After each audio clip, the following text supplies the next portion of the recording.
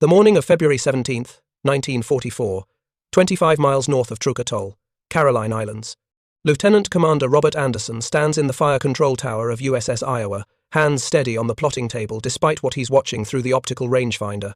A Japanese light cruiser, Katori, is racing northwest at 28 knots, trailing black smoke, desperate to escape the ring of American steel tightening around Japan's Gibraltar of the Pacific. Behind Anderson, the Mark 8 Rangekeeper, a mechanical brain of gears, cams, and gyroscopes hums and clicks, calculating a firing solution to a target more than 20 miles distant. A target the Japanese believe is beyond the effective range of any gun in the world. Admiral Raymond Spruance, aboard USS New Jersey nearby, has given the order, destroy any vessel attempting to flee. Anderson keys his headset. Main battery, prepare for surface action, target bearing 350, range, 35,700 yards. That's over 20 miles, over the horizon, beyond what any naval gun had reliably struck in the history of warfare. The Mark 7 16-inch guns of Iowa begin their mechanical ballet turrets rotating with hydraulic precision, barrels elevating toward an angle that seems more suitable for artillery than naval combat. Each gun weighs 267,000 pounds. Each shell weighs as much as a small automobile. The Japanese captain of Katori has made a fatal miscalculation. His intelligence briefings, drawn from pre-war German naval assessments and Japan's own observations, suggested that while the Americans were building large battleships, these vessels represented the last gasps of an obsolete weapon system. Aircraft carriers had made battleships irrelevant at Pearl Harbor, at Midway, at the Battle of the Philippine Sea. Everyone knew this. The great German Admiral Erich Raeder had said so himself, when Plan Z, Germany's ambitious naval expansion, prioritized U-boats and a handful of super battleships over quantity. The future of naval warfare, the thinking went, belonged to aircraft and submarines. But what the Japanese captain doesn't know, what almost no one outside the highest levels of Allied naval command fully understands, is that USS Iowa and her sisters represent something unprecedented. Battleships designed in the age of radar, equipped with fire control systems that can predict where a target will be in the 90 seconds it takes a shell to travel 24 miles, and accurate enough to place that shell within 100 yards of a point the crew has never seen with human eyes. If you're enjoying this deep dive into the story, hit the subscribe button and let us know in the comments from where in the world you are watching from today. The Mark 8 Rangekeeper is solving an equation that would challenge a room full of mathematicians. Own ship speed, 30 knots. Target speed, estimated 28 knots. Wind speed and direction from the ship's anemometer. The roll and pitch of the ship from the Mark 41 stable vertical gyroscope. The rotation of the Earth beneath them. The curvature of the planet. The air temperature and density. The predicted muzzle velocity of each gun based on barrel wear. All of this data, flowing into a mechanical computer built before anyone had heard of digital electronics, generates a firing solution updated twice per second. This is the technological edge that separates Iowa from every battleship that came before.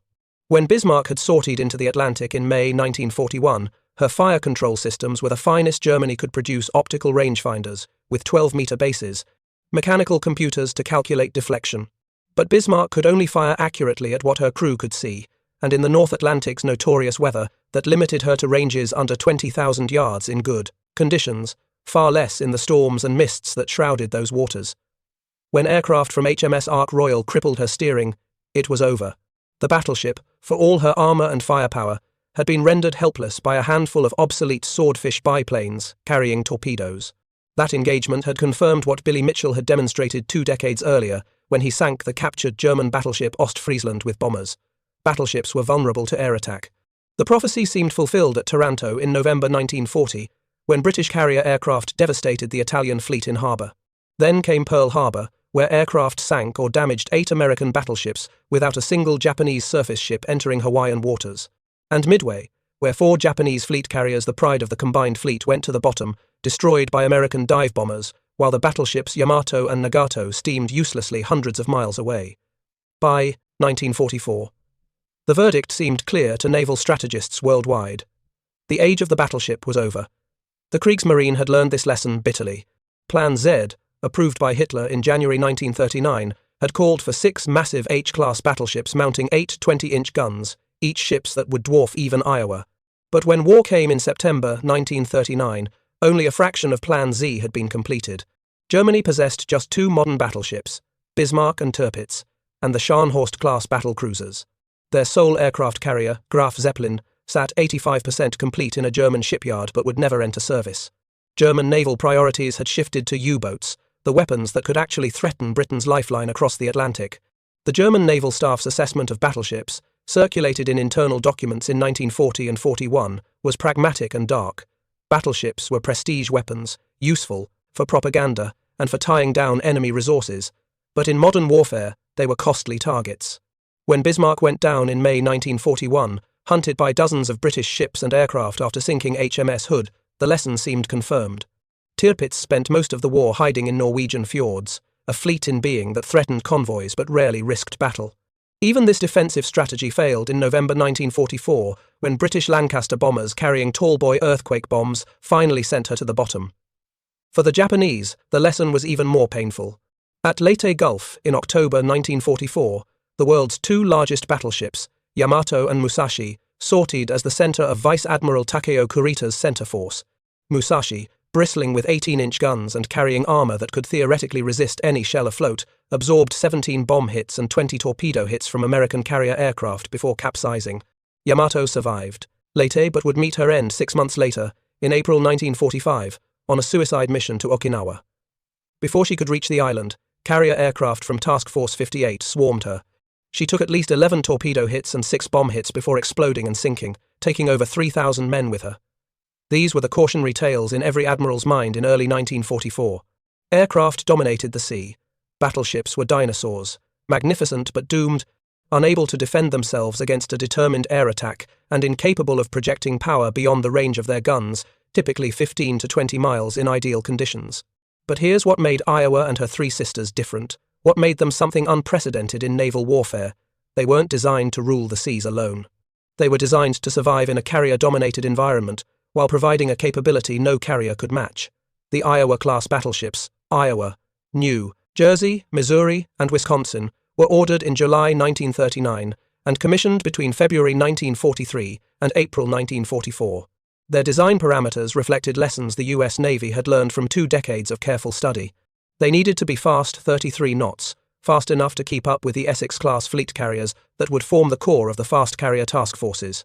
They needed to fit through the locks of the Panama Canal, restricting their beam to 108 feet, and they needed firepower sufficient to deal with any enemy ship they might encounter, which meant 9 16-inch guns as their main battery. But the true revolution in Iowa's design wasn't visible in her graceful lines or her imposing gun turrets. It was in her plotting rooms, deep below the waterline, inside the armoured citadel. There, behind steel plates up to 17 inches thick, sat the Mark 38 gunfire control system and the Mark 8 Rangekeeper, the mechanical brain that made Iowa the most accurate heavy gun platform ever built. The Rangekeeper was the product of decades of development by the Ford Instrument Company. It was an analog computer in the truest sense, mechanical representations of mathematical functions, solved not through calculations, but through the physical movements of gears, cams, and differentials. Feed it the correct inputs, and it would output the bearing and elevation needed to hit a moving target at ranges up to 42,000 yards, nearly 24 miles. Previous battleships had mechanical fire control computers, of course. The British had their Admiralty fire control tables. The Germans had sophisticated systems aboard Bismarck and Tirpitz. The Japanese Type 98 fire control system aboard Yamato was highly advanced. But all of these systems had fundamental limitations. They required multiple operators to feed in manual corrections.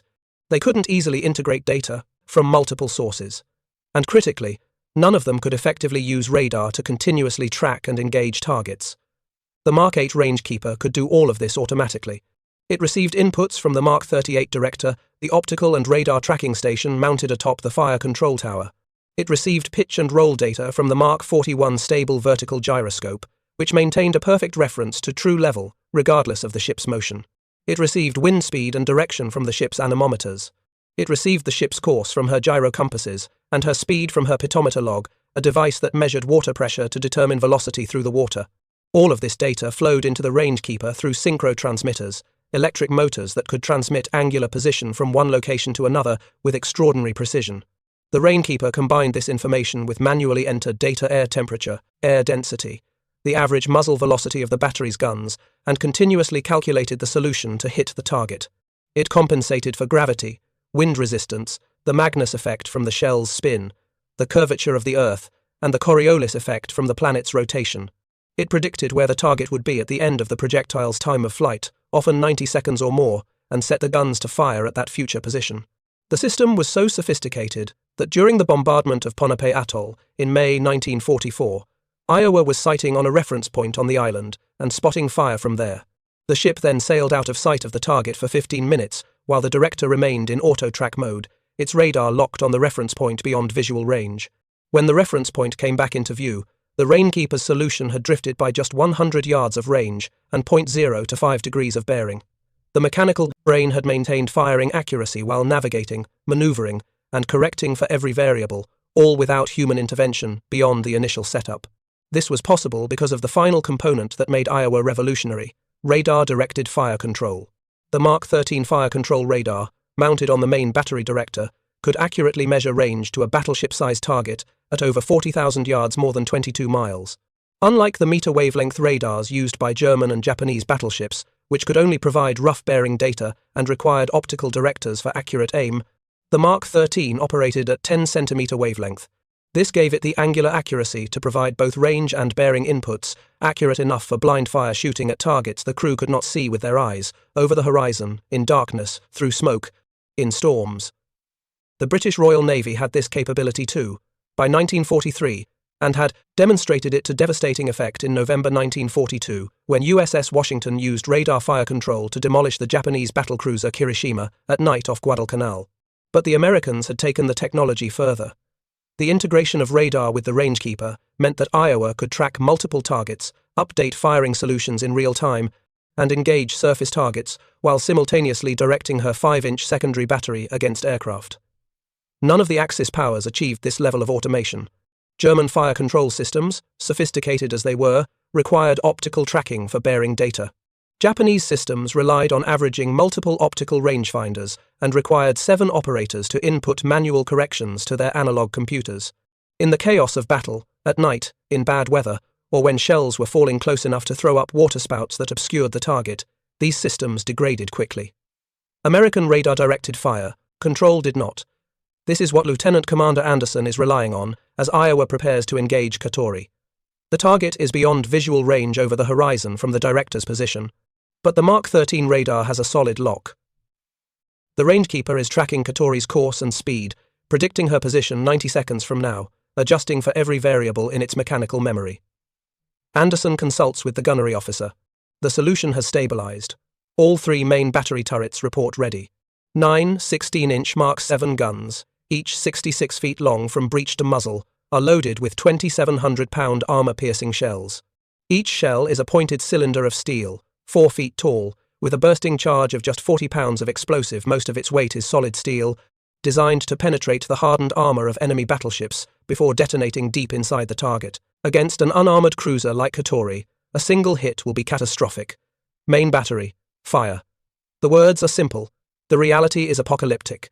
9 guns fire in a rippling salvo, the slight delays between guns meant to prevent interference between shells in flight. The muzzle blast is visible from miles away, massive clouds of flame and smoke erupting from the turrets. The overpressure is so intense that it would kill anyone standing on deck nearby.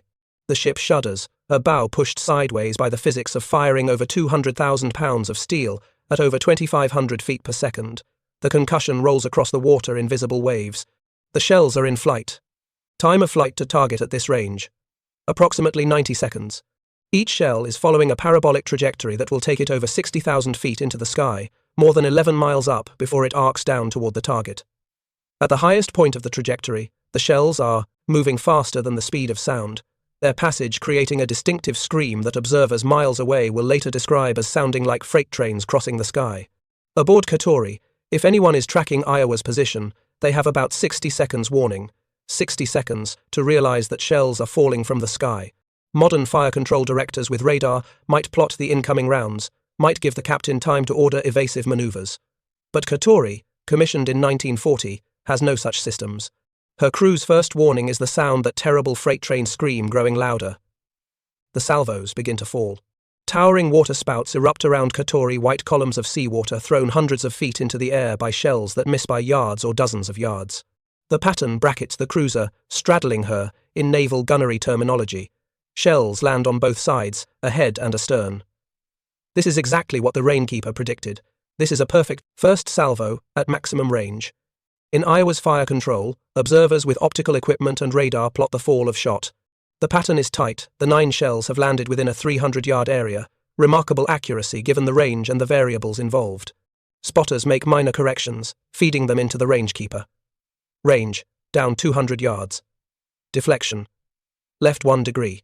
The mechanical brain absorbs these inputs, recalculates, and updates the firing solution.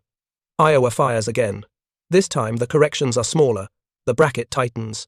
Katori, despite her helmsman's desperate maneuvers, violent turns that push the old cruiser to her structural limits, cannot escape the pattern. She is running out of sea room, out of time, out of luck. The third salvo finds her. No one will ever know exactly how many shells hit, at least 2, possibly 4. Each shell weighs 2,700 pounds and is travelling at over 1,600 feet per second when it strikes. The impact effects are beyond description. Armor-piercing shells don't just penetrate, they pass through thin armor like paper and detonate deep inside the target. Katori's hull is split open. Internal bulkheads collapse. Steam lines rupture, filling compartments with superheated steam. Fuel bunkers are breached, and burning oil spreads through the ship. Magazine spaces flood to prevent explosions, but the flooding is uncontrollable, spreading throughout the hull. Within minutes, Katori is dead in the water, listing heavily, fires visible throughout her superstructure. New Jersey, Iowa's sister ship, adds her own 16-inch shells to the barrage. Cruisers and destroyers close in, adding 5-inch and 6-inch gunfire. The Japanese destroyer Maikaze, attempting to assist, is blown apart. The training cruiser, Akagi Maru, pressed into service as an auxiliary, is sunk. Katori capsizes and sinks at approximately 10:30 in the morning, the time from Iowa's first salvo to Katori's loss, less than 15 minutes. The range at which Iowa engaged, 35,700 yards over 20 miles, the record for the longest range straddle in naval history. This engagement, little remembered today outside naval history circles, demonstrated something that contradicted every assumption about battleship obsolescence. Here was Iowa, engaging and destroying a target beyond visual range, using radar and mechanical computers to achieve what had been impossible just 5 years earlier. No aircraft carrier could do this. Carrier aircraft had longer range, they could strike targets hundreds of miles away. But they required flight operations, launch and recovery cycles, weather conditions suitable for flight operations. They couldn't maintain continuous fire on a target. They couldn't engage through cloud cover or in the middle of a typhoon. Iowa could do all of these things. And she was just beginning to demonstrate her capabilities. The engagement at Truk was not an isolated incident. 2 months later, on March 18, 1944, Iowa and New Jersey bombarded Mealy Atoll in the Marshall Islands.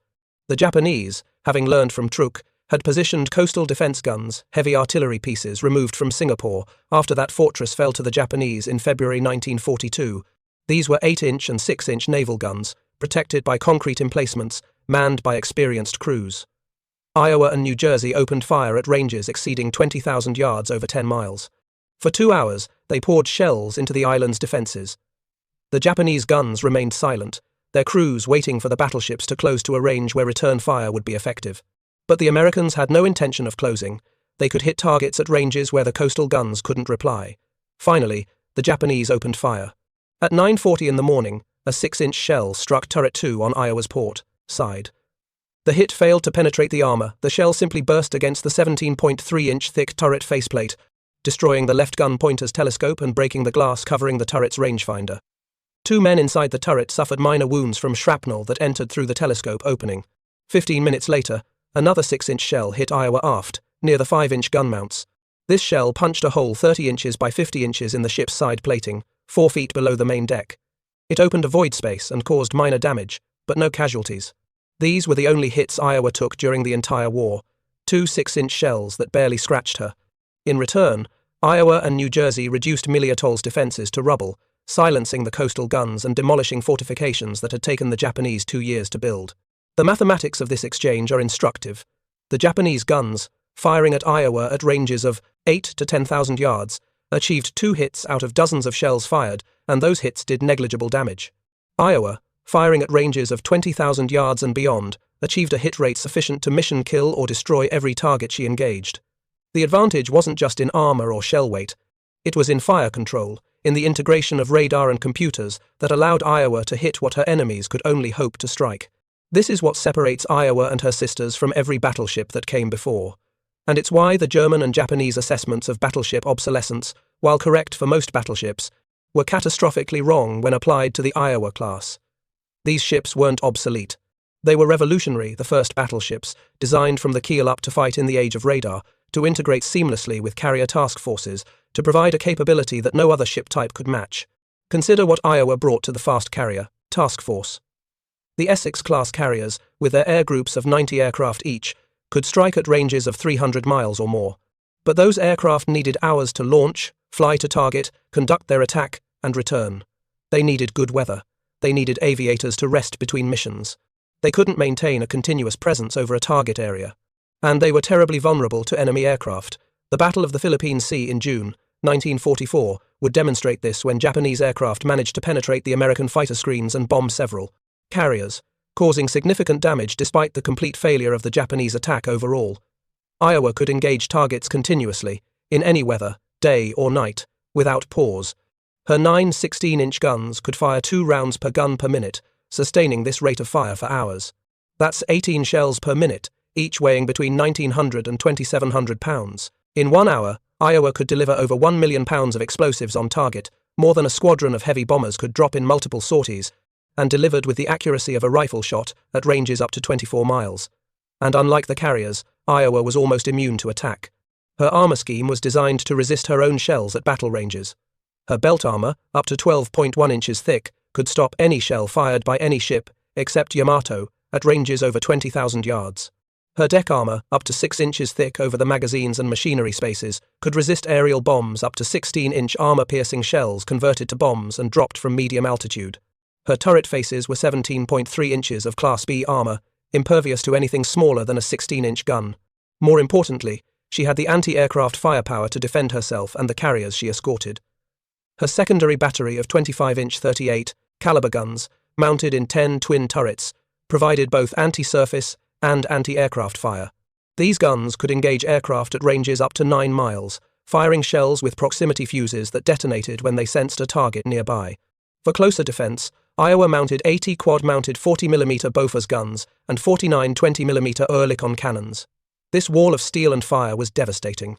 Between October 1944 and February 1945, the anti-aircraft batteries of the 4 Iowa-class battleships accounted for roughly half of all Japanese aircraft, shot down hundreds of planes destroyed before they could reach the carriers they were targeting. This combination offensive firepower that no aircraft could match at close range, defensive capabilities that allowed her to protect the carriers, and integration with the radar-directed air defense net that made the fast carrier task force deadly to any air attack made Iowa and her sisters indispensable, not obsolete. They were force multipliers, ships that made the entire task force more effective, more survivable, more capable of sustained operations. And there was one more role they filled, a role that only battleships could perform: shore bombardment in support of amphibious operations. The Pacific War was fundamentally an amphibious war. Island by island, the Americans advanced toward Japan, each landing requiring close fire support to suppress enemy defenses during the vulnerable hours when troops were wading ashore through surf and establishing beachheads. Aircraft could provide some of this support, but they couldn't maintain continuous fire, couldn't adjust rapidly to changing targets, and couldn't destroy hardened fortifications the way heavy naval guns could. Iowa supported amphibious operations at Kwajalein, Eniwetok, the Marianas, Peleliu, Leyte, Iwo Jima, and Okinawa. At each invasion, she took station a few miles offshore and began systematic destruction of enemy positions. Her gunners worked from maps and photographs, from spotters in light aircraft circling overhead, from radio calls from Marines and soldiers on the beach who could see enemy fire and call down pinpoint naval gunfire. The effect of 16-inch shells on Japanese fortifications was apocalyptic. The high explosive shells, 1,900-pounders with 800 pounds of explosive filler, would create a crater 50 feet wide and 20 feet deep on impact. The blast would defoliate trees 400 yards away. Concrete bunkers that could resist 500-pound bombs would simply disappear under 16-inch fire. Caves dug into hillsides would collapse, entombing their garrisons. Artillery positions would be obliterated, not just the guns destroyed, but the crews killed, the ammunition blown up, the position rendered useless. This was firepower that no aircraft could match. Carrier bombers could deliver bombs weighing up to 2,000 pounds, but they couldn't do it continuously, couldn't adjust fire in real time, and couldn't maintain the relentless, systematic destruction that naval gunfire provided. The Japanese certainly understood this. In after-action reports captured after the war, Japanese commanders consistently identified naval gunfire as one of the most devastating aspects of American amphibious operations. One report from Saipan noted that a single battleship's fire had destroyed an entire regiment's command post, killed the regimental commander and his staff, and knocked out 6 artillery batteries, all in less than an hour. Another report from Iwo Jima estimated that over half of the Japanese casualties during the first 3 days of battle came from naval gunfire, not from marine rifles or aircraft.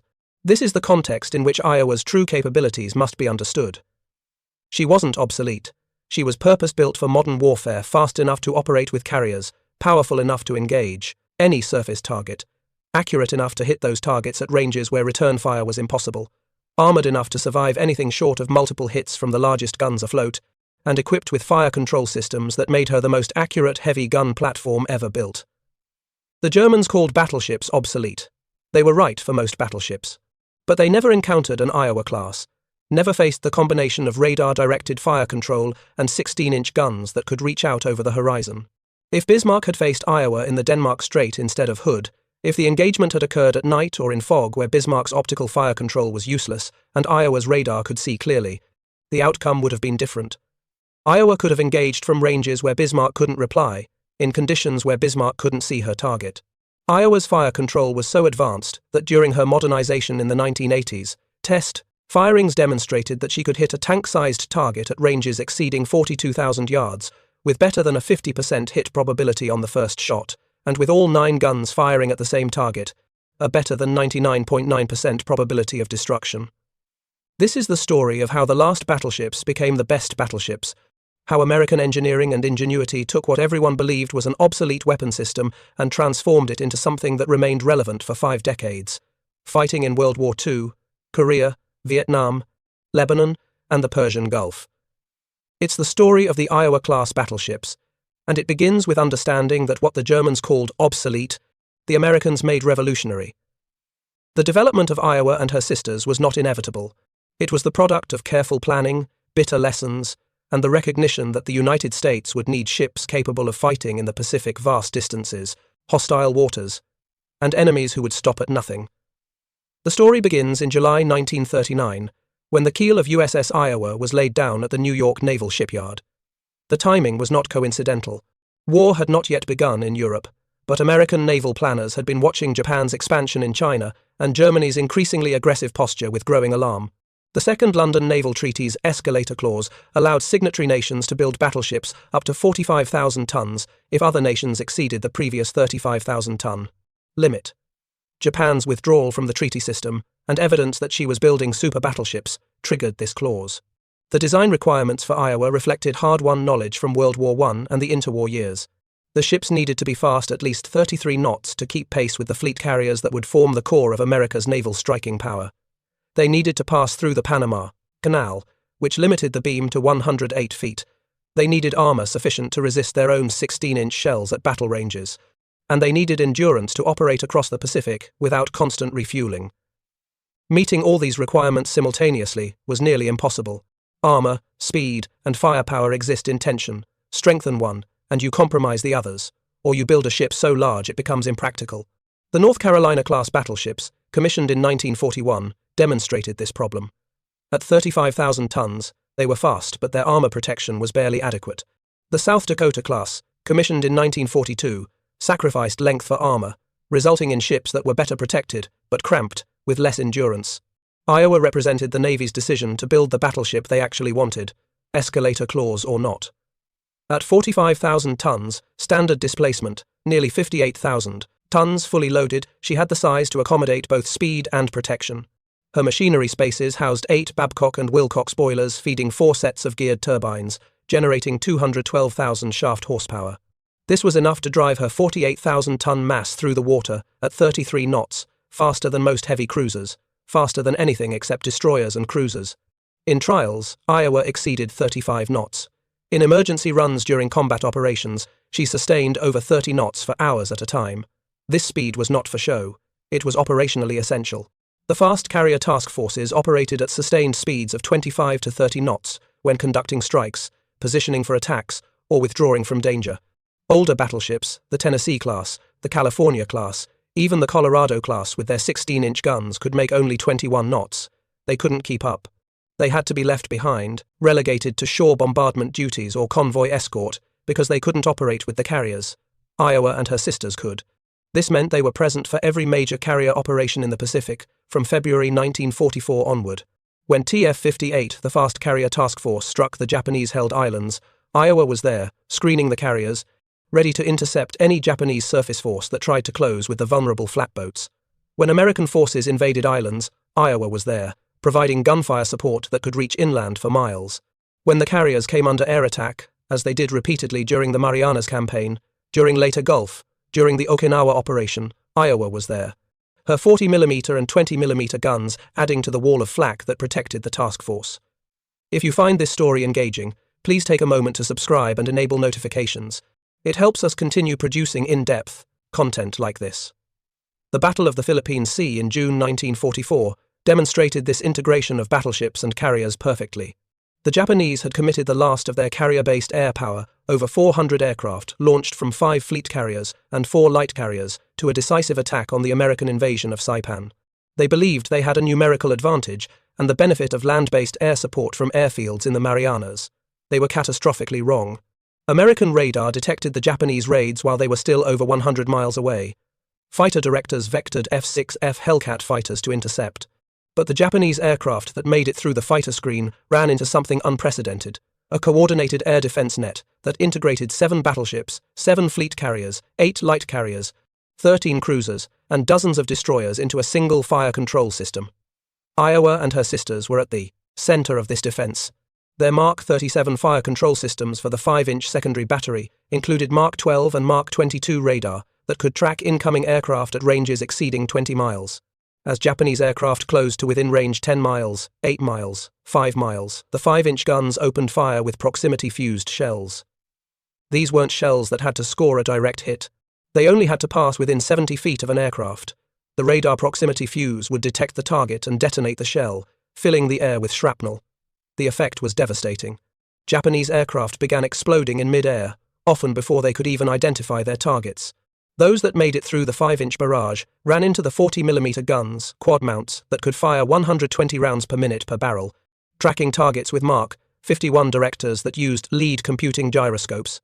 The Japanese called it the Marianas Turkey. Shoot. American pilots and gunners shot down over 600 Japanese aircraft in 2 days. The Imperial Japanese Navy's carrier air power was essentially destroyed. It would never recover. Iowa's contribution to this victory was quantifiable. Her gun crews claimed 32 aircraft shot down, a conservative estimate based on confirmed kills aircraft that fell from the sky where observers could verify the destruction. The actual number was likely higher, because in the chaos of battle, with hundreds of aircraft being engaged simultaneously by dozens of ships, attribution became impossible. What matters is that Iowa and her sisters, rather than being obsolete in the age of air power, proved to be essential components of air defense. Their combination of radar-directed fire control, heavy anti-aircraft batteries, and trained crews made them platforms for air defense that complemented and enhanced the carrier's defensive capabilities. This was not what German or Japanese naval strategists had predicted. In their analysis, battleships were targets in an air war, expensive and vulnerable. But American battleships, designed with modern air defense as a primary requirement, proved otherwise. They were survivors, platforms that could take punishment and keep fighting.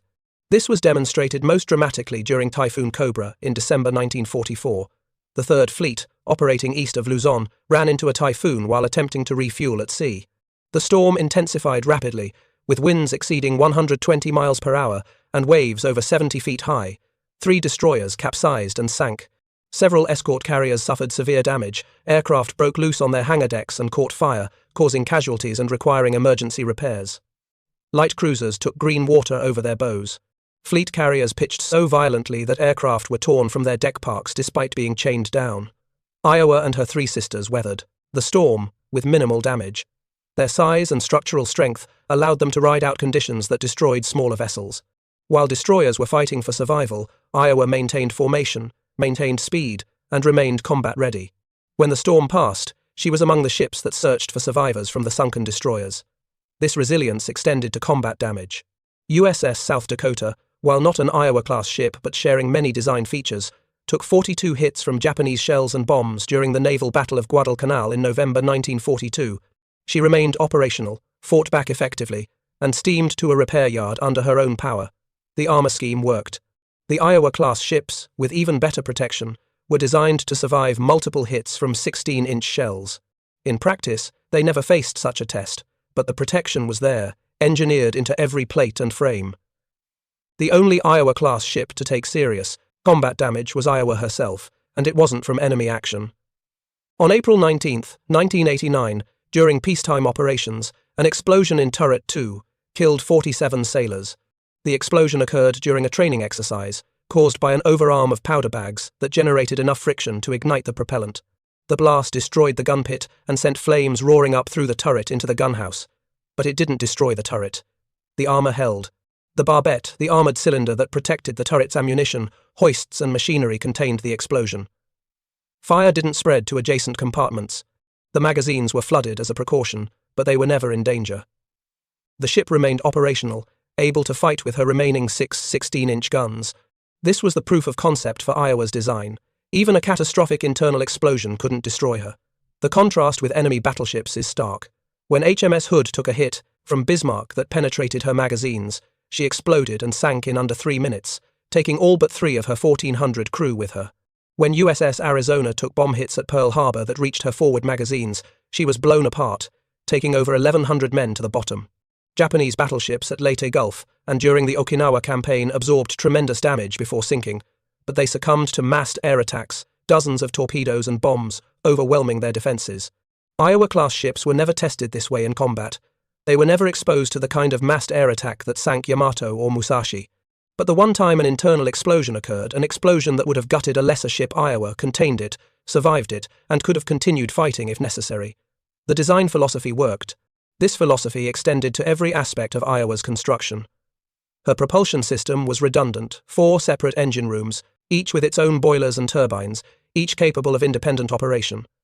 If 1 or even 2 engine rooms were disabled by damage, she could still make 25 knots or more on the remaining machinery. Her steering system was triply redundant, hydraulic, electric, and manual controls, with connections that could be shifted to use any steering motor from any control station. Her electrical systems were divided into multiple independent networks, each with its own generators and distribution panels. Even her fire control systems were redundant. 2 Mark 38 directors, 2 plotting rooms with separate Mark 8 rangekeepers, independent radar systems that could cross-connect. If the forward director and plotting room were knocked out, the aft systems could take over, directing fire from all 9 guns. If radar failed, optical systems could still track targets and feed data to the rangekeeper.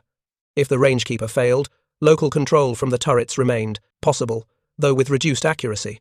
Every system had a backup, and every backup had a backup. This redundancy was expensive. Iowa cost approximately $100 million to build in 1943 dollars, equivalent to over $2 billion today.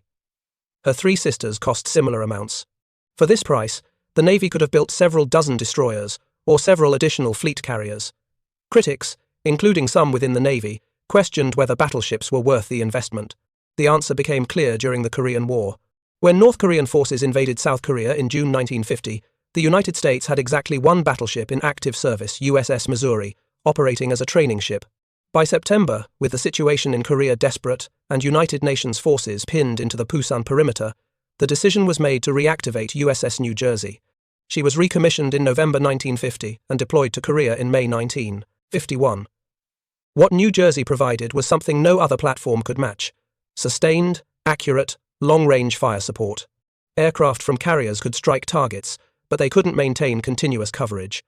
Artillery could provide sustained fire, but only at ranges under 10 miles. New Jersey could engage targets 20 miles inland, firing hour after hour, day after day, as long as her magazines held ammunition. Her shells were larger and more destructive than anything except strategic bombers could deliver, and she could place them with accuracy measured in yards, not hundreds of yards. UN forces on the ground called New Jersey the Big J, and credited her with breaking up numerous enemy attacks, destroying supply concentrations, and demolishing fortified positions.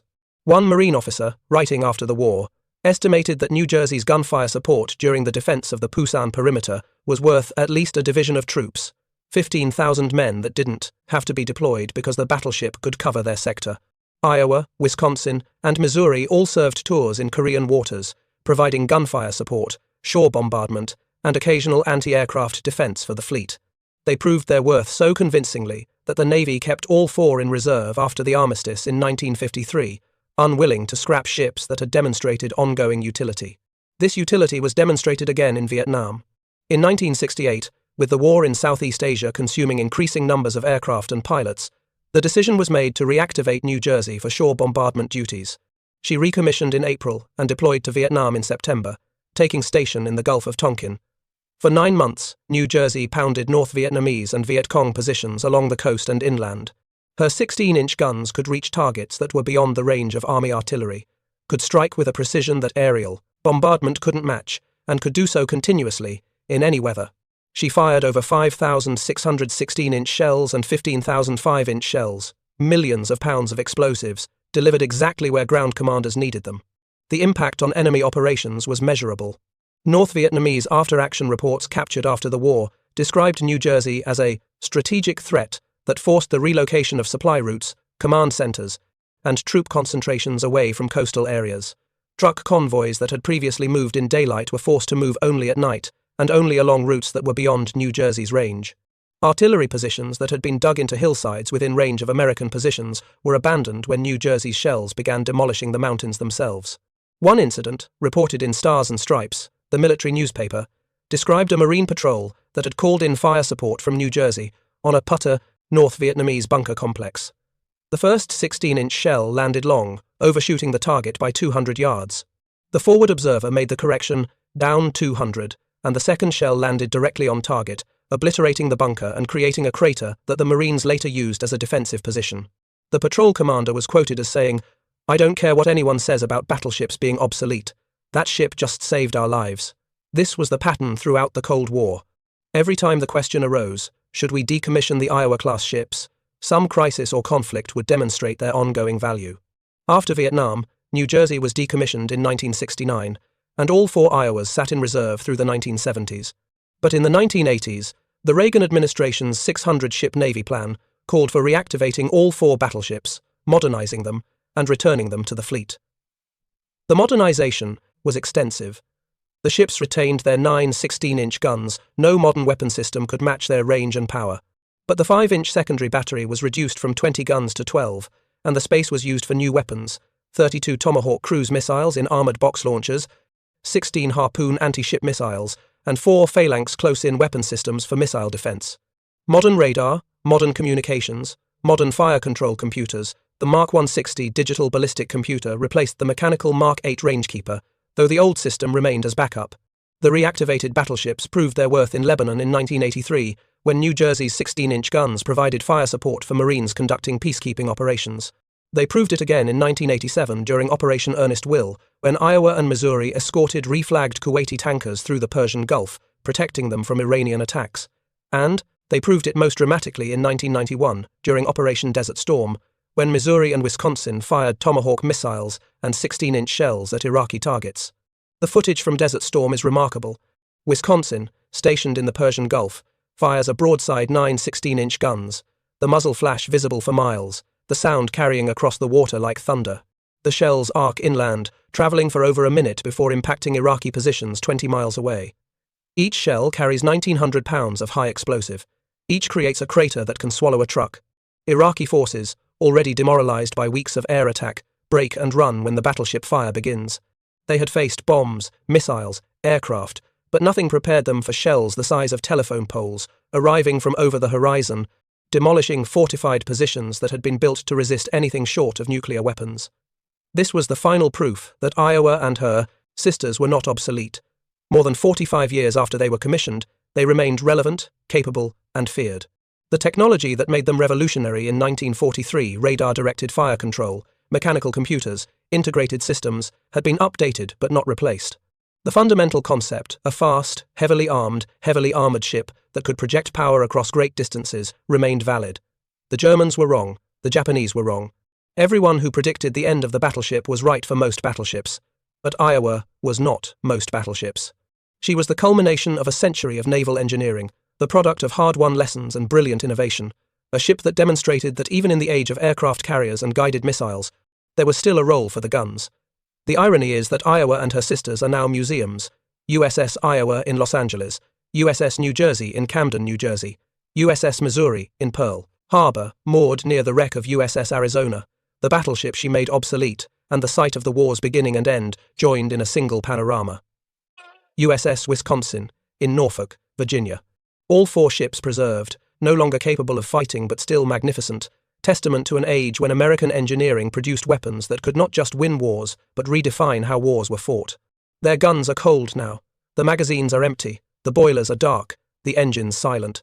Visitors walk through passageways where sailors once ran to battle stations, through fire control rooms where computers calculated solutions to destroy ships over the horizon, through turrets where gun crews loaded shells that could level mountains.